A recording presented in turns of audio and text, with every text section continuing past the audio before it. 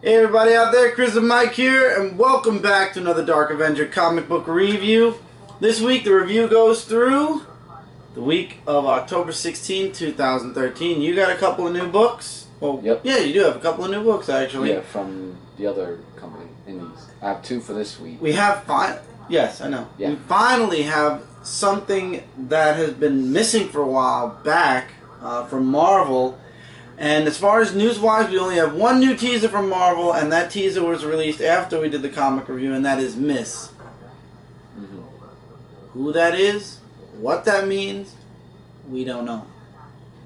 Only time. Where are they going to release the reveal? I have no idea either, but that's the latest in news, and that's really it. New York Comic Con, I guess, was the last hurrah for comic big news, at least until 2014 begins, or at least closer to 2014. So now we are just left with the books. So let's get into the books. We're starting off with Marvel. I actually have more than 2 books this week from Marvel. Wow, that's I'm really proud of something. myself. Infinity Tie-In, New Avengers, issue number 11. Thanos is attacking Wakanda now, thanks to Namor. The Avengers, the new Avengers, the Illuminati, I should say, it's still involving incursions, and I understand this has something to do with Infinity, but I like it, but I feel like, again, if you're not reading what's going on in Infinity or Avengers, for example, if you didn't read the first story arc of the Avengers in Marvel Now, you would not know who the Builders are, who X-Null is, or any of the characters that make like little cameos like the Builders in this book are. So I feel like, again, now we're getting to that point where it's like, if you have not been reading Avengers or Infinity, you have no clue what's going on, because they mentioned Thanos' son in here, Doctor Strange's possessions in here, but I think that was going through basically the entirety of the new Avengers run, so it's not like something new. And if I hear Beast go, "My Stars and Garter" one more time, it's getting old. He really says that? Yeah, it gets old. Goodness. And basically, the Builders want to destroy every single Earth. That's what they're getting at, and they want to know why Mr. Fantastic and the Illuminati haven't destroyed their world yet. Wow. Yeah. That's the long and short of it. I don't know. There was some nice action in this book. It was good to see Thanos for a little bit, but I'm not reading Infinity, and there's a reason why I'm not reading Infinity, and I did find out, and I was correct. If you want to buy Infinity in book form, Marvel is not giving you any breaks. The book is a whopping $75. It has all the new Avenger books, all the Avenger books, and all the Infinity books wrapped up into one nice, large book. Trade paperback or hardcover. You mean those big heavy ones that weigh like...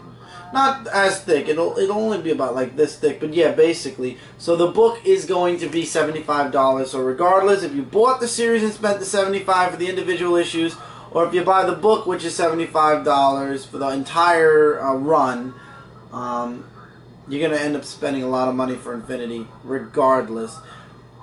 I'm waiting for the very end to find out if it's worth it. And from what I'm hearing, Infinity was not worth it at all. That it's taken a very boring turn. I don't know. I have not been reading anything. This is the only Infinity tie-in I have next to Guardians of the Galaxy, which is going to start up next issue, and Nova, which really has nothing to do with what's going on in these books anyway. The only important books are Avengers, New Avengers, and the Infinity books. So, I'm not getting it. I'm waiting. Speaking of events that didn't go so well, Age of Ultron Aftermath, the final issue, Hunger, issue number 4. So, now Rick Jones has taken over as Captain Marvel. He's taken his suit and his helmet, and he's become Captain Marvel. And he's fighting against Galactus with Silver Surfer. This artwork, guys, has to be some of the nicest panel artwork I've seen in a very long time. Oh, wow. It's just really crisp and really nice, and there are these huge splash pages like this one. That's amazing. That are just like, wow. So I have to give it to the artist. I'm going to give you guys the name of the artist as soon as I get to the title page, which I probably missed for the second time again. Yep, I did. Leonard Kirk. His artwork Leonard Kirk. really just, I mean, look at these pages that are like 2 pages long. It's amazing the work he does with this. And Rick Jones does fulfill his destiny by destroying Galactus, not Galactus from the Marvel 616 universe. We don't know where Rick Jones is, and the Ultimate Use Earth is in danger. But as the Watcher from the Ultimate Universe says, that's no longer Rick Jones' concern, at least not at this time. He has another mission. What is that mission? Where is Rick Jones? I have a feeling we're not going to even find out after Cataclysm, to be honest. But Cataclysm begins on October 16. Oh, wait a minute. It's on sale. Yes, Cataclysm Point 1, it says on sale October 16, 2013. But I didn't see Cataclysm Point 1. Maybe it was somewhere. Maybe it was delayed. I have to check my solicits because I'm supposed to be following Cataclysm, and I did not see a Cataclysm Point 1. Well, we'll look into it. Exactly. And beside the point, but the actual Cataclysm begins on November 6th, 2013, and there's going to be Cataclysm Ultimate Comics Spider-Man, Ultimate Comics X-Men, and Ultimate Comics Ultimates. The entire Ultimate Universe is taking its break after their current story arcs. Ultimates are already done, X-Men are finishing up, Spider-Man's finishing up after next week, and then all the books are ending as far as numbers and connecting directly to Cataclysm only. And it's going to be very interesting to see if we're even going to have an Ultimate Universe at the end of Cataclysm, which I believe we will. I don't believe they're going to shut down the Ultimate Universe, especially after they built it up for so many years. However, like Angela, I believe that certain characters might migrate to the 616. You never know. It's a possibility. Will Galactus end up back in the Marvel Universe where he originated from? Who knows? What's going to happen? I'm looking forward to it. Guys, if you have any predictions for Cataclysm, let us know in the comments below what you guys think about where Marvel's going with the Ultimate Universe and in Cataclysm. Love to hear your guys' opinions. My opinion is they're going to have this event. It's going to be like an ultimate, like the Ultimatum. It's going to change the Ultimate Universe as we know it, and we're going to move forward from that. Ultimatum was one of the most dynamic changes in the Ultimate Universe to date. Will Cataclysm beat that? We'll have to wait and find out. But to be honest, the only way you could beat Ultimatum is if you destroy the Ultimate Use Earth. Let's hope they don't go that route. Oh, please no. We don't need to see another one of those events. And speaking of Guardians of the Galaxy issue number 7. Angela is now the Guardians of the Galaxy's prisoner, and they want to know why she's interested in Earth, why she was near Earth, and what exactly her plan is for Earth, and what she has planned to do on Earth. Angela explains about Heaven, not H-E-A-V-E-N, like we're used to. Heaven, H-E-V-E-N, which is where she's from. And it's kind of funny. That's where she's from. If you've read Spawn, you'd know that.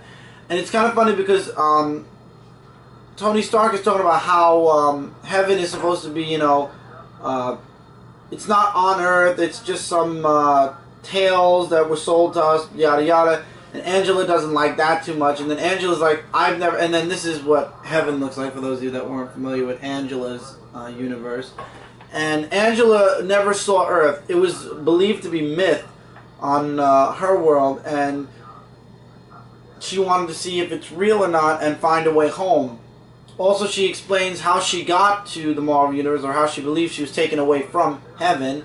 And that was the Age of Ultron event where time basically broke apart. It shows Angela getting sucked into the the Marvel Universe, and Peter Quill or Star-Lord and Iron Man are kind of talking about this because Iron Man knows what happened and Peter knows also what happened, but he's witnessed it. He doesn't know how it happened on Earth, and Tony Stark knows how it happened on Earth. So in the end, they decide to let Angela go, and she's astonished by what she sees on Earth. And long story short, Peter gives her a device with which she can contact the Guardians of the Galaxy. I believe after Infinity, Tony Stark, Iron Man, is leaving the Guardians of the Galaxy, and Angela is probably going to be taking his place, because Iron Man stories, which are not looking good at all, will be focused mostly on Earth, and also Iron Man will be working with the Avengers on Earth more. So I think Iron Man's cosmic adventures are basically screaming towards a close with Infinity and its conclusion. It will conclude also Iron Man being in space. As a matter of fact, with the story that's going on right now in Iron Man, I'm led to believe it's already over as far as his series goes. All that's left of the Guardians of the Galaxy series and Avengers / Infinity. This was a nice book. Gave you a little bit more into Angela, and you see it's starting to develop how she's going to become one of the new members of the Guardians of the Galaxy at some point. I'm very invested in this, especially after seeing the solicits for 2014, where the all-new X-Men are going to be joining or involved with the Guardians of the Galaxy. I know a lot of people drop Guardians. It's a very slow-paced book, but and to be honest, with the tie-ins to Infinity, now would be a perfect time for me to drop it, at least until Infinity's over. I'm going to give the next issue a try. If it's very heavily connected to Infinity, where I'm like, what the hell is going on? I'll probably end up dropping it until Infinity is over, and then pick it up in December when Inhumanity starts, because I'm probably going to be checking out most of Inhumanity, because I really like how DC did Villains Month, and I need something from Marvel before the year's over, and Inhumanity seems like that's the something. Will I be getting other tie-in books in Inhumanity? No, but I'll probably end up getting the Inhumanity one-shot. Speaking of events that spiraled, Battle of the Atom Chapter 8, Uncanny X-Men number 13. Here we go, folks. 2 issues to go after this. This is the third one, with 3 issues left. Just when you thought things were, it was a good series, finally something good coming out of Marvel, they hand you the weirdest explanation possible. The evil X-Men try to send the young X-Men back to their time, and they can't do it. What? They put the all-new X-Men on the time cube, in Beast's time cube, and they won't go back. The X-Men from the future could somehow travel back, but the young X-Men cannot. And Beast's answer to it is, what was it? Where was he it? said, "Oh my stars" again. Yeah. I'm just saying. So old Gene is asking, what does it mean? And he's like, one theory is our younger selves have created such a complicated space-time paradox by coming here and staying here that the normal laws of space and time no longer apply to them. And that means they're not going back unless they want to go back. There's also a couple of future deaths. In other words, they're screwed. In other words, the young X-Men, at least, are not going anywhere for a very, very, very long time. Who knew? Also, there's a couple of deaths from the future X-Men. I'm not going to say good or bad. You guys got to read this. But I will spoil one death for a reason. I am happy that the Charles Xavier's ancestor, so to speak, was one of them, because he was really one of their strongest powerhouses. The ending of this book, however, makes me very excited for what's going to happen next. But this issue, though, very time traveler, like, okay, the future X-Men, both future X-Men, the good and bad, are in the present now. You got the present X-Men, who are basically almost wiped out. And it's become a future X-Men war in the present day Marvel U. And the young X-Men now, or as it's explained, are such a time paradox that unless they want to go back consciously, they're probably not going to go back. Or maybe even consciously they can't go back anymore. Why? We don't know. But they can't go back in time now. And that's kind of a little... But beside the point, what? The young X-Men can't go back to their own time? Yes, they can. So, we'll see where the next issue goes. 2 more weeks worth of issues. I just don't want to see Battle of the Atom fall short, especially after how great or how much of an enjoyment the book's been. Yes, it's so heavy on the time travel, it makes your eyes want to bleed, and anybody who hates time travel is going to be ripping their brain out with this series, but at the same time, you don't want it to go to crap yet, because it's been good.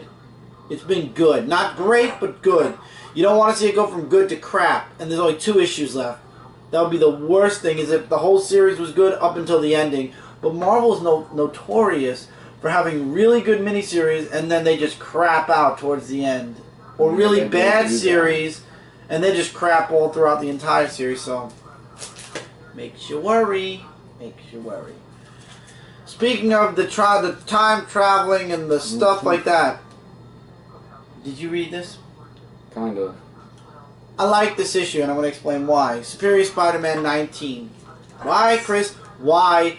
I hear a million people going, why, Chris? Why do you like this issue? I'm going to explain to you. That's what I would like I'm going to explain to you in 3 words. 4 words. 4 words. I told you so. I told you so. Remember, guys, when I told you about that instance, and they actually make reference of it here, where way back in the day there was a cover where there was a whole bunch of debris right on top of Spider-Man and he fought his way out? Well, in this issue, Doc Ock is forced to access his memories, or Peter Parker's memories once again, even though he's buried them deep, deep, deep in his subconscious. And in doing so, in reaching down deep and kind of putting himself almost in an 8-minute coma, you get this 4-page spread with, guess what? That is Peter Parker. I don't want to hear anybody arguing with me. You got the memory, or the Peter Parker subconscious breaking out of the debris that was buried. For those of you that remember, he was buried under all those houses and that debris. Doc Ock buried him into his deep subconscious. Here's Peter Parker breaking free, folks. Believe it or not. You don't have to believe it or not. I mean, it's up to you guys. But Doc Ock accesses his memory enough that he's able to fix the problem. And at first, Spider-Man 2099 is thinking, let me kill my great-grandfather, and maybe it'll fix things, make things better for the future if myself and my father and he aren't around. It doesn't happen. He ends up chickening out on that, or changing his mind. And of course, his father, who doesn't know it's his father, Tyler Stone, traps the Superior Spider-Man, traps Spider-Man 2099, Miguel, in the present. He destroys the machine, and now Spider-Man 2099 is trapped in present-day New York. And actually, he ends up going to work for Alchemax, for his great-grandfather, and his new name is O'Mara. Michael O'Mara. So instead of O'Hara, it's O'Mara, and he's not Miguel anymore. He's Michael. Well, Miguel isn't. Michael and Miguel are the same, exactly. The same and instead thing. of O'Hara, it's O'Mara. So there's just one letter change and an English change of the name. And yeah, Spider-Man 2099 is now a staple in the present, apparently. So that's great. We've got Superior Spider-Man. We've got Peter Parker somewhere in Superior Spider-Man's head. We've got Spider-Man 2099 in the present. The ever so possible Ultimate Comics Spider-Man somehow finding his way into the regular 616 Marvel U. We've got 2 Spider-Women out there, Jessica Drew and I forgot the other girl's name, but she's the one in the black costume. The one with the long blonde hair? Yeah, the long black hair. Black hair, yeah, black. So, got a huge spider family going on. But like I predicted, Doc Ock is just continually ruining Peter Parker's life. Horizon, by the way, guys, from here on, it's huge spoilers. So if you don't want to hear huge spoilers, fast forward to the next book. I just really want to talk about this book because I liked it. Okay. First off, Horizon Labs, done for good. Alchemax now owns all rights to Horizon Labs, and Peter Parker's fired. But, at the same time, finally, I don't believe this part, Mary Jane is the stupidest woman in the world right now. You have Carly going literally around the world to figure out what's wrong with Spider-Man, and you have MJ who's like, you know what, you've been blowing me off for so long, you've changed. Keep worried. Yeah, you've changed, and it's time I change. I'm moving on. So long, Tiger. And she hangs up on him. What? Not even questioning how different he is. She just says, you know what, Peter? We're done. I'm done with you. Goodbye, and have a good life. Not even to find out, you know what? Nothing. But Carly finds out something, and I think Carly, the last panel on the last page, oh boy. So things ain't looking so hot for the Superior Spider-Man. And of all people, Carly? Yeah, and MJ's not even helping him. There is one moment where Doc Ock Spidey was trapped somewhere because when he had to shut down Grady's machine, it sent him off somewhere. And when they bring him back, his quoted lines are, I'll find a way, you haven't heard the last of Doctor, and then he realizes he's out. And he stops himself, and they're like, where were you? He's like, I don't know. Can't remember. So I have a feeling we'll find out exactly where Superior Spider-Man was at some point. Not yet. And Peter Parker has broken free from the debris in Doc Ock's mind. So maybe he will come back? He's in there somewhere. I told you. Dan Slott said Peter Parker's dead. I don't think so. I think that's something. But he said that when we get to the 20s, we're going to get It's going to hurt. It's going to hurt. I was at the panel. I should know. So maybe this was the glimmer of hope right before things just took a shit dive. But I've said before, and I'll say it again, everybody thinks I'm ready to kill Dan Slott. I'm not. I hate his guts right now, but that's what Dan Slott wants.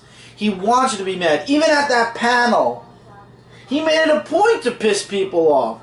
Because that's what he wants. Now, whether he does it to get his own little kicks, or if he does it just because that's how much of a great writer he is, that he's looking to draw out that anger and that, you know, to get everybody so pissed off at Superior Spider-Man and what he's doing to Spider-Man, and then all of a sudden he's going to, like, there's going to be, like, a story arc that changes things, or somehow things are starting to get back to normal, and maybe his end game, like what Brian Michael Bendis' end game was planned for Avengers, which took years. Maybe he has an end game plan where things go back to normal, but there's a huge, bumpy, twists and turns everywhere road before we get there. That sounds interesting. This story was okay. It basically is not a huge, important story. The main point is Mary Jane has fallen off the supporting cast. Horizon Labs is gone, so all those supporting cast members are gone. We'll never probably see Max Modell again. And Spider-Man 2099, like I said, trapped in the present. That's it. That's it. Nothing else. That was all this story arc did. That was all this story arc did, was bring us, well, it's good, because Miguel's now in the present, but what does that mean? Is Miguel going to somehow get Peter Parker subconscious? Is Miguel going to figure out something's wrong with Spider-Man? Miguel said he's going to be watching Alchemax carefully. Maybe he's going to look to try to knock his great-grandfather off of, like, the heads of Alchemax. But wouldn't that change 2099? What's exactly his plans? I guess we'll have to wait and find out. Maybe there was a rumor that Amazing Spider-Man's coming back. Maybe if... Point 1. No, not point 1. Maybe if Miles isn't coming into the Marvel 616, maybe it's Miguel O'Hara that's going to become the Amazing Spider-Man for a time. Didn't they say it was going to be Peter Parker? No, those are the point 1. I'm saying after. Oh, you're talking about, okay. And I just can't believe the whole Mary Jane Carly finding out still on camera. Now, finally, after months, and they mentioned this in their letter column, after being away for so long due to issues or problems, Hawkeye issue 13, which once again takes us nowhere further along. It ties every single book for the past 3 issues in. It ties in the special, which was the last book we got to see from Hawkeye for a while. It ties in Barry Barton's story. It ties in the dog story, which was an entire issue. And it ties in, what else was there tied into? I think it was just those 3. It ties basically those 3 stories that in. Was part of it? No. It ties those 3 stories in with this. And this one, now we've had Pizza Dog, we've had Barney, and we had Kate. This book is from the point of view of the main character, Hawkeye, and what he was doing in all those instances. He was called away for a bit on a mission. He came back. There's the phone calls between him and his brother where he's telling his brother, yeah, come by, come stay for a bit if you need it. And the parts where, if you remember with the dog, where he's talking to a police officer and the dog's watching, but he doesn't know what he's saying to the police officer except for good boy and stuff like that. He also has to tell Grill's father about Grill's death, that he was killed. The Kate and Clint thing, you can see that there's like a lot of tension that's building. Like, she wants to believe that they're both a great team, but Clint is such an idiot. I swear he is. There is a mention of the Hurricane Sandy issue again. There's the funeral for Girls, and then there's the part where Barney, where the issue where Barney left off. After that, things move forward in the actual book again. The final part, there is one other page which ends with Kate leaving, which leads into the Hawkeye special, and of course Pizza Dog going with her. And then after that, finally, the last 2 pages of this book continues the story forward for 2 pages. Barney's basically staying with Clint, and you see Clint just standing there on top of his building. No next time in Hawkeye, but the good news is, as they say here, the next issue is only a couple of weeks away. So maybe it's a new story arc. Like a new... The good news is our next issue should be right behind this one in just a couple of weeks with art by here and story by... The next issue follows Kate's adventures in Los Angeles. Uh-oh. So we're not even going to get a continuation with Clint. We're leaving Clint right where he is right now and going to Kate. Why are we going in that direction? That's what I want to know. I bought this is book. Hawkeye, not... Exactly. I bought this book for Clint Hawkeye, not for Kate Hawkeye. If I wanted to read more about Kate, I'd say make another Hawkeye book. I bought this for the man on the cover. Once again, though, we're going to get a Kate Bishop story. Fine, whatever. I stopped reading Young Avengers anyway, so I guess whatever. We'll live with it. This was a good book. I just wish we could stick with Clint now. Matt Fraction, if you're watching this, after this Kate Bishop story, could we focus a little bit more on Clint for a little while before we shoot off to Kate again? But I believe that's exactly what's going to happen. I think we're going to get a little bit of Kate and then go back to Clint. We will be right back, guys, with DC Comics after this brief commercial break, so hang tight, and we'll be back after these messages.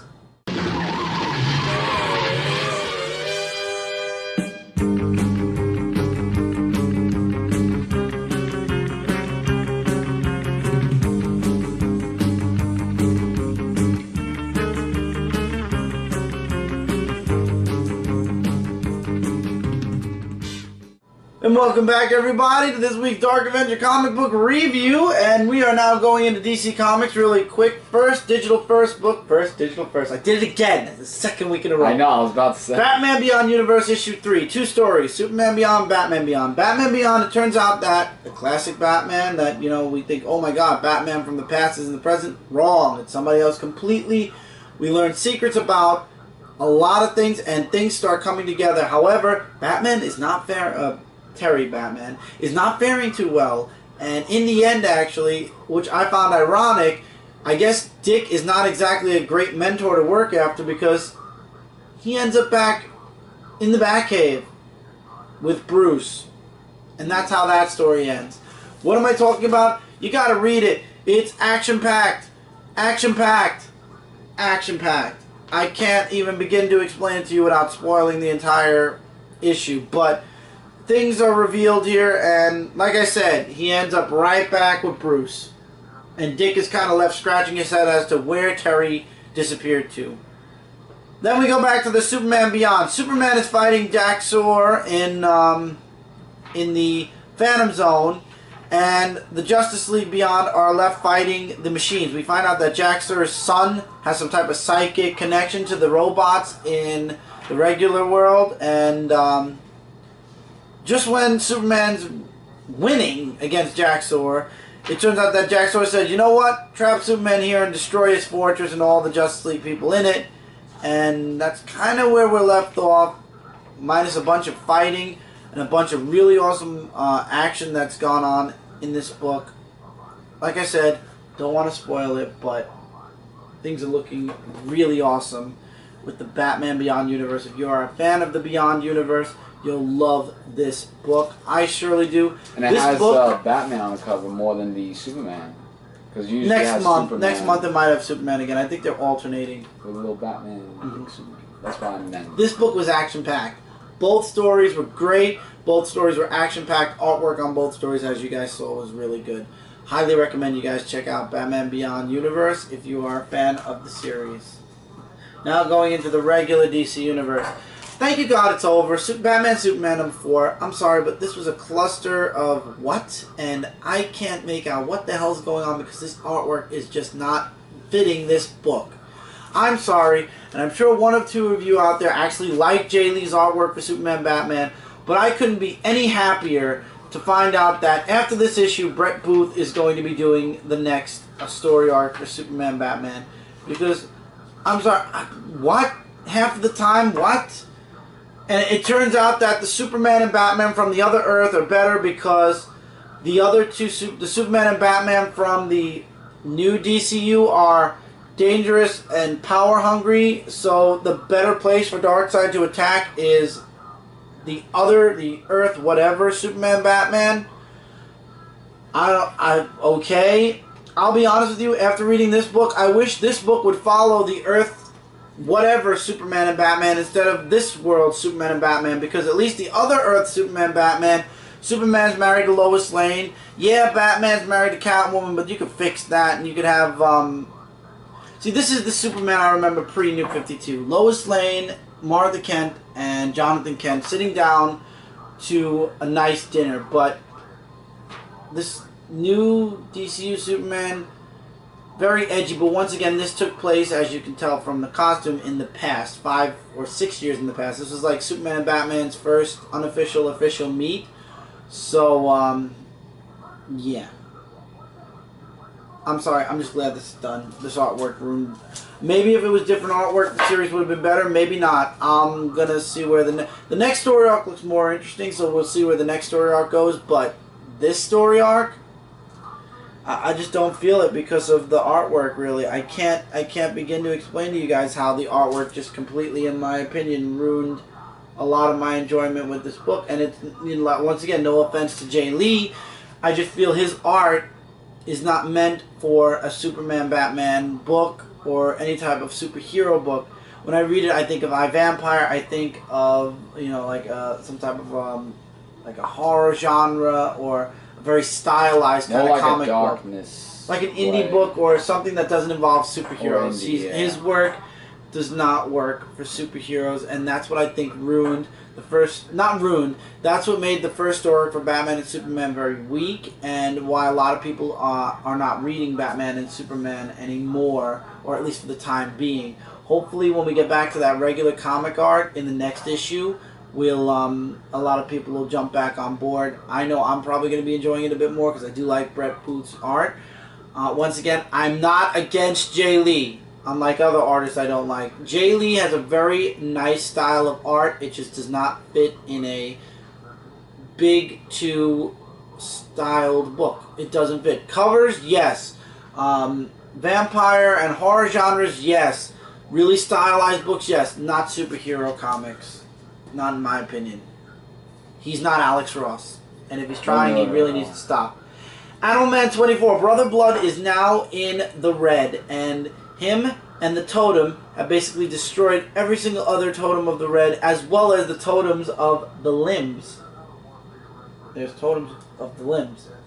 I think that the Parliament of Trees and the totem, the avatars of the green and red have lost their mind after Rotworld. The Parliament of Trees are complete jerks because Swamp Thing saved their asses, and now they say, hey, Cedar is about as strong as you. Maybe he should be our avatar. Let's have you guys fight it out. In this book, basically one of the totems of the red believes Brother Blood should have been the avatar of the red instead of Buddy and his daughter, and basically rebels against the other totems and, quite frankly, kills the other totems and gives Brother Blood complete control over the red and Brother Blood's followers. Try saying that really fast. I do like the artwork in some instances. It really works. Sometimes it feels a little sketchy, but for the most part, I really do like the artwork. And finally, 24 issues of stress and just wear and tear on this family. I'm going to spoil this because it was so good. You got that moment back with Animal Man and his wife. His wife was like, you know, I left you and I took Maxine because I thought getting away from you would take her away from the red and all these problems. And it turns out we left you and she's in just as much trouble as she would be if we were still together. So Buddy and her are like, we'll figure this out. We have to get our family back. So things are finally looking good for the Baxter family, but then the red kind of attacks, so to speak. And Jeff Lemire's writing in this book and works really great. And Raphael Albuquerque, right? Sounds like it. I'm saying Albuquerque. Really fits this book as well. Leaves you off on a really huge cliffhanger, sort of, and leaves me pumped for the next issue. I was worried because I was saying Animal Man's kind of slumping down. I was worried that it was going to follow his movie, you know, where he was on TV. It was going to go back to him, like, leaving the red for a bit, not even being a superhero. He was going to work on his movie star career. I'm really glad that they're keeping it in the genre where it is. Once again, this is a very mature book. I don't know why it says T+ on it, but yeah, I would definitely recommend this for the older readers. This is the dark side of the DC universe, and when we say dark, it's dark. It is very dark. So, I enjoyed it. I'm glad things are back on the track, I feel, with Animal Man. I was kind of questioning it for a few issues. Now I am no longer questioning it, and I'm glad things are back. Mike, your first new book. From DC Comics. New team. It's a new team. Dan Abnett and Raphael Cayenne. Yes, and that is He-Man, the Masters of the Universe, issue number 7. The story was really good, I would have to say. I didn't like the artwork. I mean, the artwork, well, not really. I mean, the artwork looks pretty good. I mean, if you ask me, you know. I don't know. I just feel like the artwork on the cover should have been what was in the book. Yeah, but, yeah, so it really just starts off with King Razner doing a speech, and there's like a whole big war that's going on there, where they're deploying enemy army approaches. You know, that sort of stuff. And there's like lots of action going on, and He-Man makes his return to the, you know, to where the whole action is. And there's just this one part in this story where, like, somebody comes in and tells him that, you know, with his new powers, he cannot win the fight that's going on directly. And this is what I like. This is what makes me question. He says, you will be tested, Adam. Without a doubt, you'll be changed forever. You must seek out what lies within. And he doesn't know, like, what he means and what's going on. And there's just, like, a whole big dialogue. Battle Cat. Yeah, Battle Cat's in it. And there's, like, a whole big dialogue of the whole thing, and there's a TV that's going on. Ignore that. Amber Alert. Yeah. So if you want to read more about it, you can. But in the I'm end, looking forward to Harley Quinn when it comes out. but in the end, King Razor says, "We must bring the sorceress back." So the sorceress is missing. Right, because then He-Man said, like, "We what?" You know, like, because there's like a whole big thing that they need to do to, like, it's just like a whole big creation. Like, if you want to find out, you should read the book, but I really enjoyed it. It was interesting. You know, the artwork was pretty good. And after that riddle of He-Man being changed forever. Not riddle, that teaser. Well, teaser, but he thought it was like a riddle. I want to see how it's going to be changed forever in the DC Comics of He-Man. Next up, we have Batman and Two-Face, issue 24. I don't know why I had a double take with the number. Because it's two double. I like this issue for several reasons. Number one, there is a connection between Batman and with what went on in Batman Inc. And it actually, when we first see Batman, we see, where is it? I want to get the right page. Alfred, it turns out it happened in Batman Inc. 13, if you didn't know. Somehow, Ra's al Ghul digged up his daughter and son's body. So Damien's body's missing and Talia's body are missing. And I love Bruce's dialogue here, where he says, "Leave the graves open. I want to be reminded that Ra's al Ghul sent his assassin bastards," I love how he said that, "to pull my boy's body and his mother from the earth beneath our home for another one of his depraved schemes. Because after I figure out what's going on with the Gotham families and what they're up to, Ra's is going to get my full, undivided attention." So after this story arc, we're going to see Batman and Ra's al Ghul. Wow, really? I can't wait to see Batman versus Ra's al Ghul again. And this story, however, is about Two-Face. The woman who turned Two-Face into Two-Face, or poured the acid over his face, returns to Gotham. It's a whole kind of the families of Gotham, kind of like the corrupt families of Gotham, talking about plans and stuff like that, about getting their hands dirty, getting rid of all the crazies that are in Gotham, as well as Batman. What was her name? I want to make sure I get it right. Erin.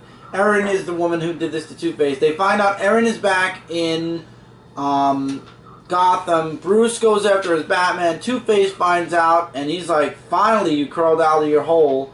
And you get a backstory onto how she kind of ruined Harvey Dent's life and then turned him into Two-Face. And he's vowed revenge. And then you got Batman, who actually wants to bring her in because the police want. She's wanted by the police also. And Batman kind of... Yeah, well, the last scene is... Yeah. Let's just say Batman and her aren't happy. His last words are, "Welcome back to Gotham, McKellen." To be continued. So, Batman wants to bring her in. Two-Face is going to want to kill her. And basically, the families want her to take care of Harvey Dent once and for all and take him off the map. So, she's staying in Gotham to kill him. He wants to kill her. And Batman is there trying to do his job and putting everybody in jail. So, the woman that ruined Harvey Dent's life. It's going to be very interesting to see how Batman and Two-Face plays out in the next couple of months. I believe it's going all the way until January, so we are now in October, November, December, January. This is going to be a 4-issue story arc. Gives it a lot of room for story and a lot of interesting stuff to read about. So I'm looking forward to it. I was going to drop Batman and, but A, this Two-Face story has me interested. B, I'm really looking forward to what's to come with Ra's al Ghul. Because apparently Batman Inc. is done, and everything that happened there is being brought over to Batman and. Which is good because what happened in Batman Inc. involves Robin, and this is the Batman and Robin series. So this is a perfect place to move Ra's al Ghul into. Which is really awesome. I'm looking forward to the next story arc. I'm looking forward to finishing this story arc as well.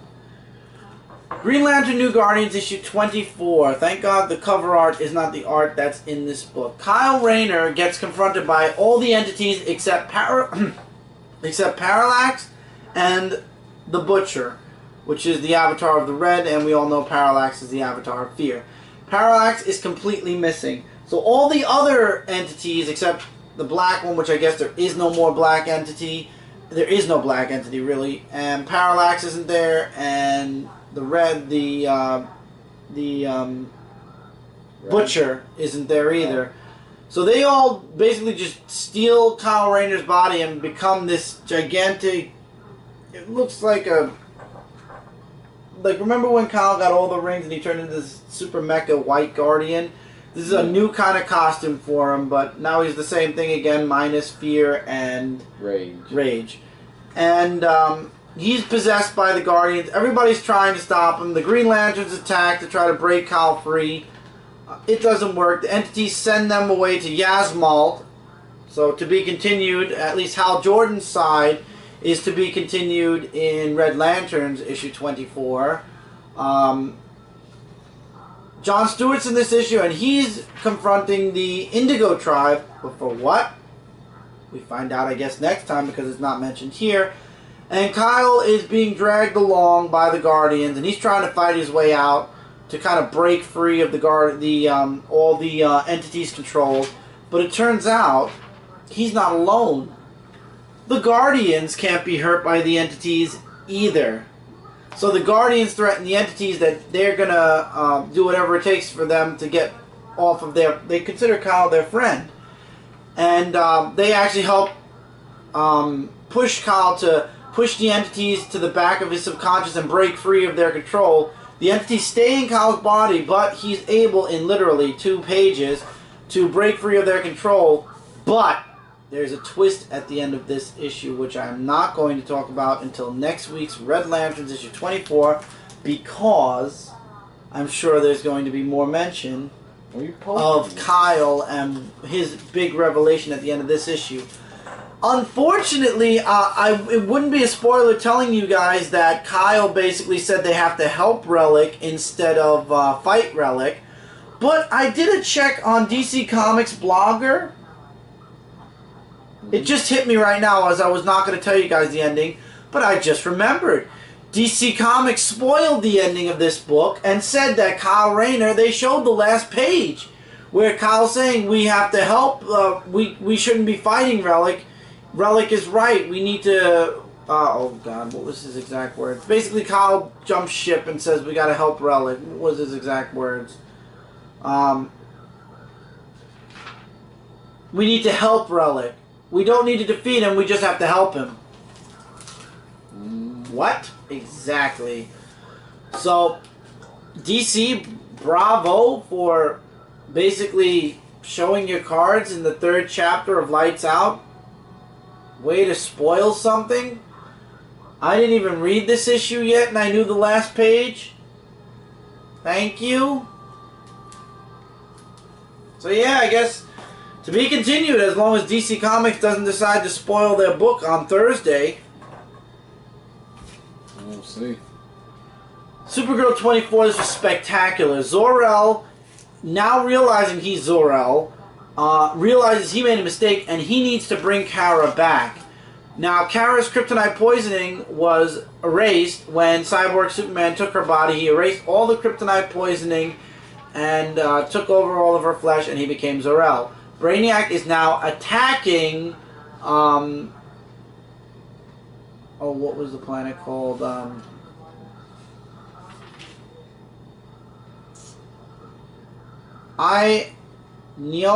Forget it. He's attacking the planet, and Zor-El discovers he has to become Cyborg Superman again to save his daughter, and basically to save the who else? The Collective. So Zor-El tells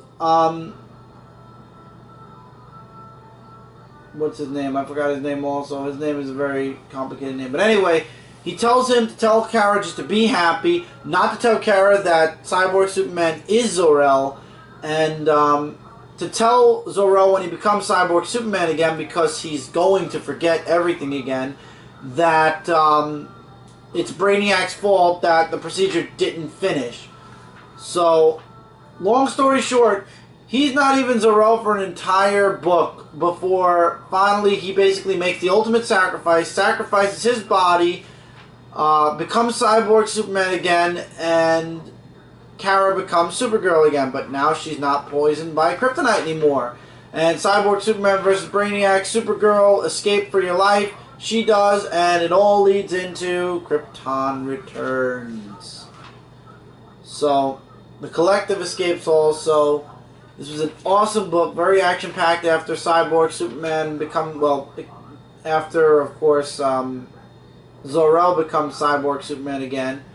So, it's going to be interesting if ever Kara finds out that Cyborg Superman really is her father, but I doubt that she ever will. Cyborg Superman is also led to believe that Kara is trapped between the Collective and the planet, so Cyborg Superman isn't going to chase after Kara anymore either, at least until he comes back to Earth, which at some point I'm sure he is going to end up on Earth, so it'll be interesting. But Zor-El makes the ultimate sacrifice to keep his daughter alive, and more than alive, cleansed of all the kryptonite poisoning.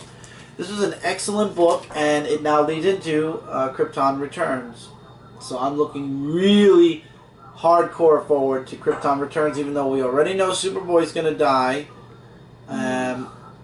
making an ultimate sacrifice. But still, there are other twists and turns possibly. DC and Marvel, I wish you guys would stop showing your cards, especially DC. DC spoiled the Trinity War before it even began. That. DC now spoiled Return to Krypton before it's really gotten off. And DC is also spoiling little things here and there in Lights Out. DC, stop. Yes, there are people that are pirating that are showing things off.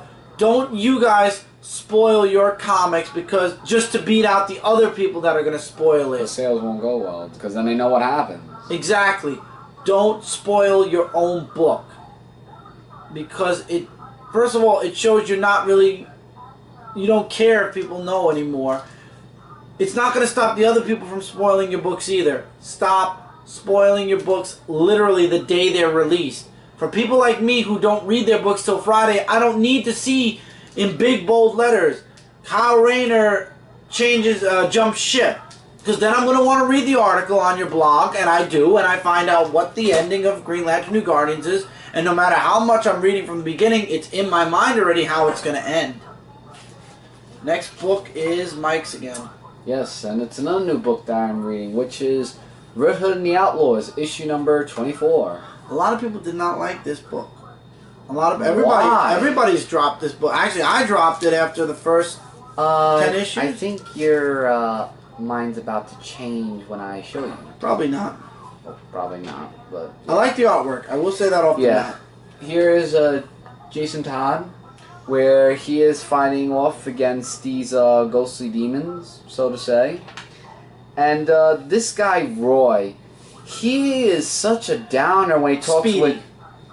Yeah, Speedy. When he talks to Chester in the prison, he's like saying, oh, it's all my fault, everything I do is, Oh, so he's still emo. Not good, yeah, like he says, I'm just selfish, and everything I do is wrong, and, wah. Yeah, and there's just like a whole big fight where Jason Todd... Is that the All-Father? Mm-hmm, yeah. He has a fight against him, actually. Is that the All-Father, really? It looks like it is. I don't know what it is. Maybe Rictus, I think. Oh, okay. Or something like that, but I'm not really good with names. So yeah, he's just saying, you're gonna kill me. No, there's no. Oh no, Drakkar. And he's just trying to get them into the fountain. He's like saying that's the one thing he has to do. And then Roy says that he wants to talk to, what was his name? Kari.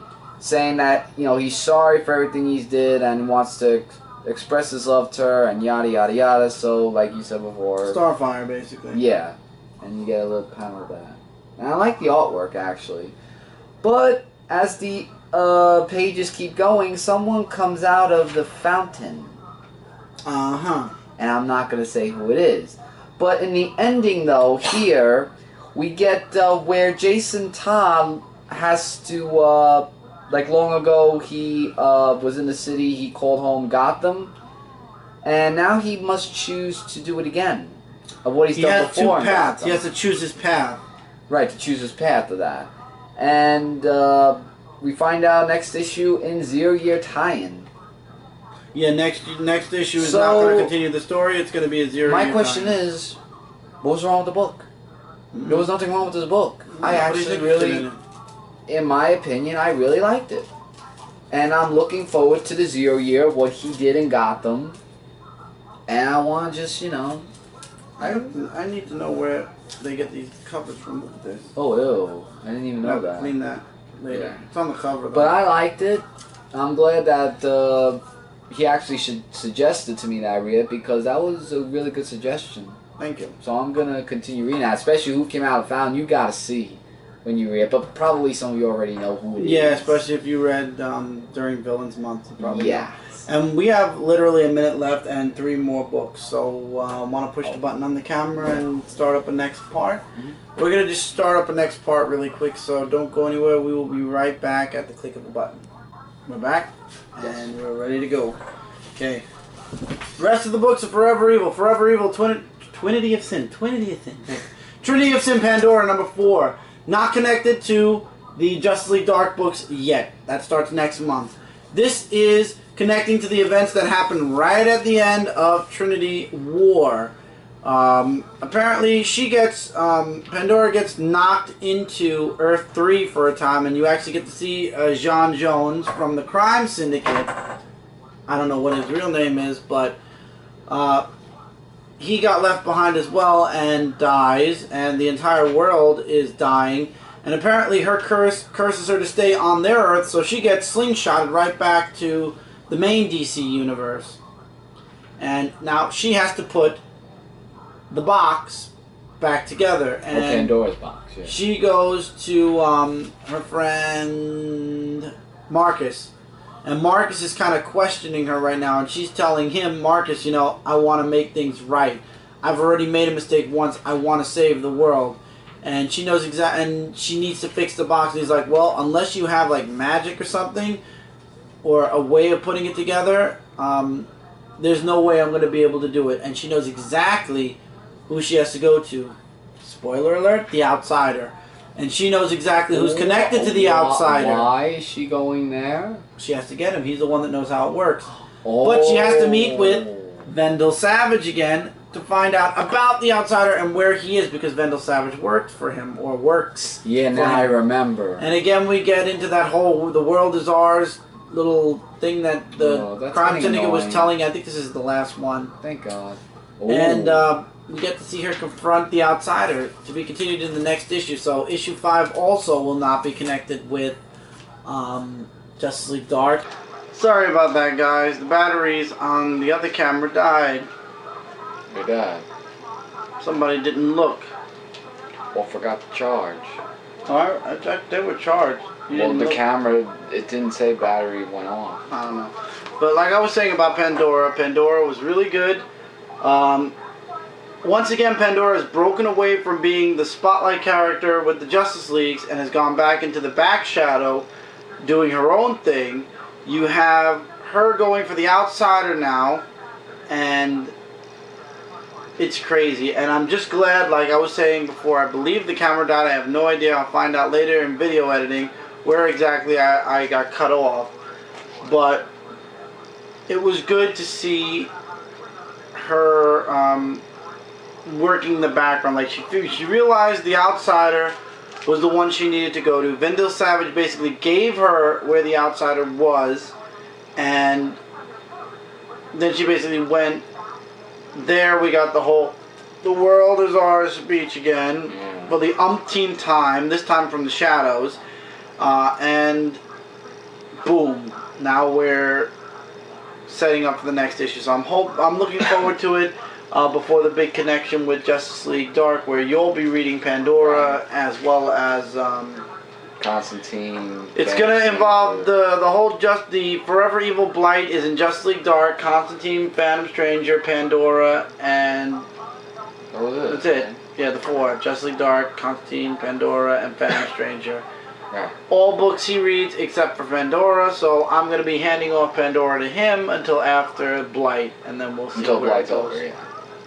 The next 2 books was so hard to pick which one was better. So we put them both as top 2. I'm just going to talk about this one first because it's a tie-in. Forever Evil Rogues Rebellion, issue 1 of 6. The Rogues are back in Central City. Mm-hmm. And for those of you that read the one-shot of Grodd and the Rogues, you know exactly. It references to both of those one-shots. If you did not read those one-shots, check them out. 3D, 2D covers, whatever.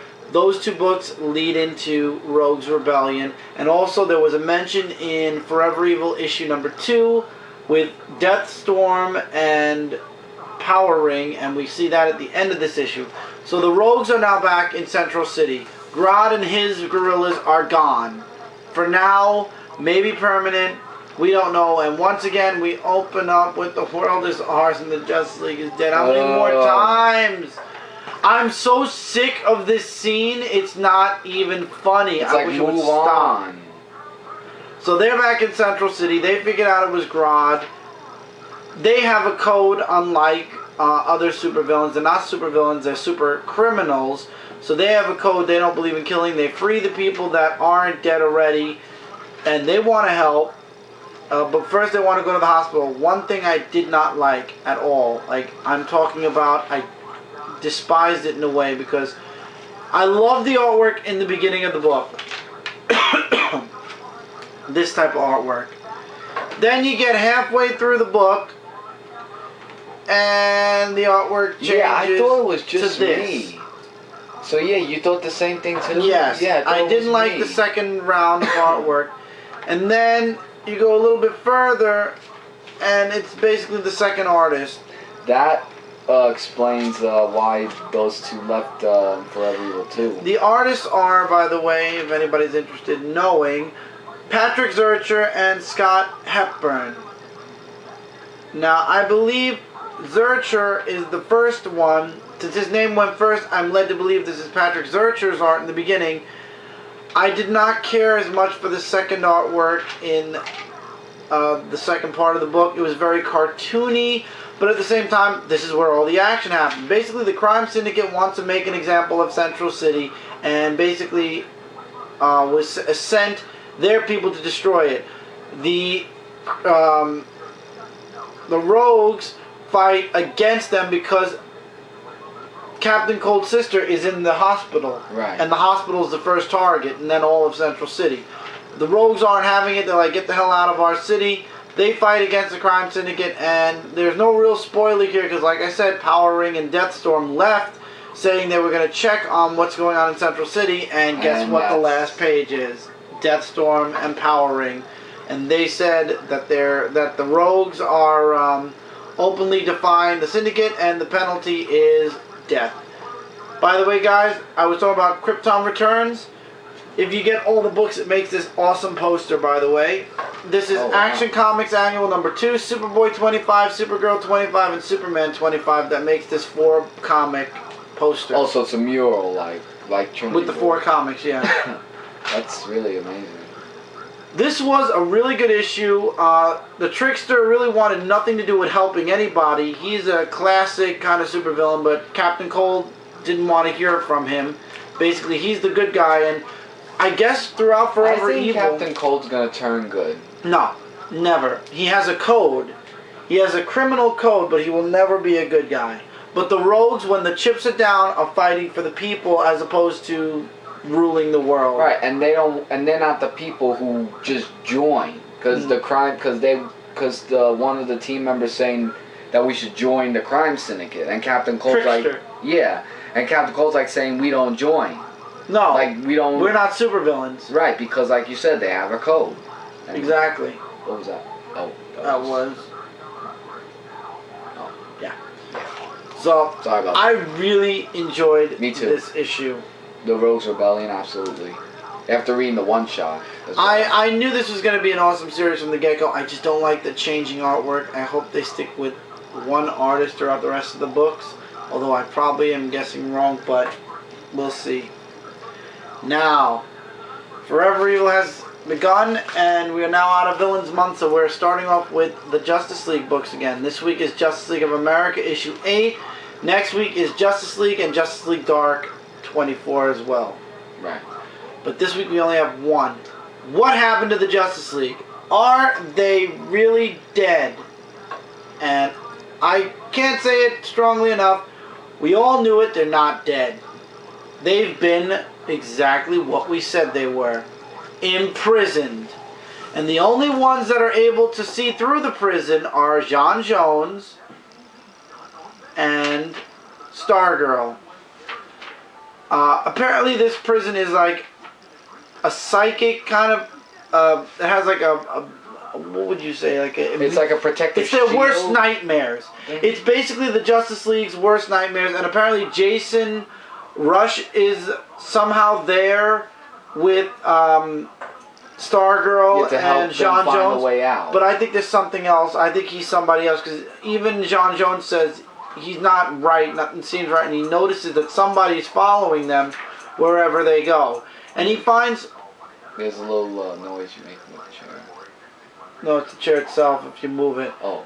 He finds all the Justice League members and he tries to convince them that they're trapped in like their own kind of dream/nightmare, because it looks like Shazam's having the time of his life. And same thing with the Flash, but everybody else is kind of in like a nightmare or trying to fix things that they've done wrong. Even Wonder Woman they showed. And they showed everybody. They showed Wonder Woman, Superman, Flash, Shazam, and Simon Baz, Green Lantern. Oh yeah, and Simon Baz. And things ain't looking good. And then Stargirl, somehow, I don't think she broke out of the prison. I think she just broke into a different reality, like a different part of the prison. It says next issue, things get worse in Forever Evil, and then come back here for Prison Break. Jailbreak. Prison Break, Jailbreak, same thing. So basically, this entire issue just shows you basically every turn of the page is a different cell with a different Justice League member. Wonder Woman being 3 pages, Shazam being 3 pages, the Flash also being... Flash had a lot of dialogue. Flash is 4 Flash had a lot of dialogue. Flash was 4 pages, Superman was 2 pages, Simon Baz was only about 3 pages, and then that's it. So each member of a Justice League team got a set amount of pages. The Flash was the most. Yeah, because the Flash said like he's been doing so many things and he couldn't stop to think 1 second. He had the Flash had the splash page. I think that's why. Right. And Superman had the least, which I was kind of upset. What I liked about this comic book though is, I mean, I knew the Justice League were alive and everything, but I liked how J'onn J'onzz went to every single Justice League member and seeing like what they've been doing in the other dimension. You know, they're not other dimensions, in the other cells. Other cells, that's what I meant to say. I couldn't think of the word. But that's what I liked about it. Like, this comic book was also another excellent one next to Rogues Rebellion. I just can't choose. I couldn't choose either. It's really good because you find out what exactly... We've been questioning, we've been asking for a month. Throughout all of Villains Month, we were asking what really happened to the Justice League of America, and Justice League Dark. We know what happened to the Justice League of America and Justice League. We all kind of figured they were imprisoned and the crime syndicate is going to lie and say that they are dead. Now, why the crime syndicate is lying and why they didn't tell the truth that they imprisoned the Justice Leagues, I guess we'll find that out as Forever Evil continues. Did you show artwork? I can show artwork. Did you like the artwork in this book? Artwork is by Doug Mahan. Pencils by Doug Mankey. I'll show the Superman page. Yeah, because that one's like really good. Yeah. But this was a good issue. It explained everything about where the Justice Leagues are and how J'onn J'onzz and Stargirl apparently are the only 2 that can resist the prison and resist its control over their mind. Along with unless they are trapped. Also with J'onn J'onzz with what was his name again? Ron? That guy who's with? Jason? Jason, yeah. Yeah, but Jason disappeared halfway through, and they don't know where Jason went, and there's still somebody following John. Right. So that's gonna be. It's gonna be interesting to see the next issue. It's gonna be really interesting. And Stargirl decides to make a move, and she possibly escapes. I like also, just like saying, "You sure you don't want me to come in? Do you really need me?" And John Jones like saying, "No, I'm good. Just shut up." Exactly. And I liked it. The artwork was good. The story was really good. Cannot wait for the next issue. Do you have to read this for the full effect of Forever Evil? Absolutely not. This does not connect. I mean, it doesn't directly connect to Forever Evil. It's not like in Infinity where it's like you have to read Avengers, Infinity, and then New Avengers. This actually, you need to read it. It is a tie-in to Forever Evil, but it doesn't directly tie into Forever Evil. Like, if you just read the 7 issues of Forever Evil and not Justice League of America, or Justice League Dark, especially Justice League Dark, you basically get the main story. These are just add-ons to the story that add things that, or beef things out. This told us what happened to the Justice Leagues. Will it be mentioned in Forever Evil 3? Probably. Most likely. Yeah, because they keep recapping over and over. But if it's not, then once again, Forever Evil is one of those events where, just like in Infinity, DC wants you to buy more books, and that's what they're doing. The only thing is, it doesn't bother me, I guess, because I'm already reading all the Justice League books, and he's already reading all the Magic books. So when people get upset, like, oh, I gotta buy the Justice League books, oh, I gotta buy Suicide Squad, oh, I gotta buy Constantine and everything else, it bothers them because they have to buy more books if they want the full story. But for us, we've already been buying all those books. We're not buying anything out of the way. No, we're not. We're not. I was jumping back into Suicide Squad already. I've been reading Teen Titans, and they've already broken away from Forever Evil. And I'm going to start reading Pandora with the Forever Evil Blight. And I'm reading Pandora, so he's just taking over my book. Just because it's Forever Evil Blight. So technically, it's all books that we are already reading. Whereas in Marvel, I'm not reading Avengers, I'm not reading Infinity. I'm not reading them all. So it's killing me with the new Avengers. Oh, the Trial of the Punisher and the new Punisher that's coming out. That's really all I'm reading. Because Marvel books that I've been reading lately have been, I don't know. Marvel books are just not interesting us as much as and DC. Superior Foes of Spider-Man, which I started. Hopefully with Inhumanity and everything coming in 2014, it'll reignite our interest in a couple more Marvel books. I hope so. But that's left to be seen. Let's close out this episode. Yes. So see you later, guys. And head to the showers because it's getting late. Okay, for the week of the 16th, Justice League of America number 8, really good, something I recommend. Rogues Rebellion number 1 of 6, best tie-in so far, or miniseries to come out of Forever Evil, give it a check out.